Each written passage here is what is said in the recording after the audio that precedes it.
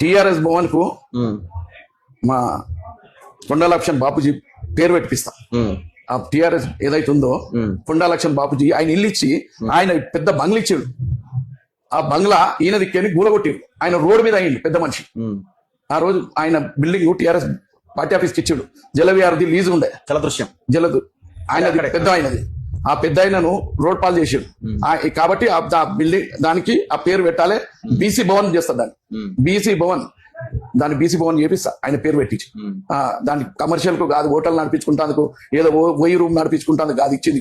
మీ కొడుకులోనే చూసుకుంటారా మీరు మీ రాజకీయ జీవితం? ఇంకా నేను పూలే కమిటీ చైర్మన్ ఉన్నా. బీసీలకు ఏదో సేవ చేయాలి, బీసీలు రాజకీయంగా ఎదగాలని. ఓకే, రాజకీయ బీసీలు నన్ను గౌరవిస్తారు, బీసీ అందరూ కూడా గౌరవిస్తారు. ఎస్సీ మైనార్టీ బీసీలు అందరూ అన్ని కులాలు ఉద్యమకారులకు మాకు ఫస్ట్ హక్కు ఉన్నది. ఇక 5 మంది ఉంటాము దాని బిల్డింగ్. బీసీలకు కూడా హక్కు ఉంది. ఎందుకంటే బీసీ ఆయన మా కొండ లక్ష్మణ్ బాపూజీ ఆయన రోడ్ పాలయ్యిండు. మా టిఆర్ఎస్ పార్టీకి మా పార్టీకి ఇస్తే రోడ్ పాలయ్యిండు. ఆయనకు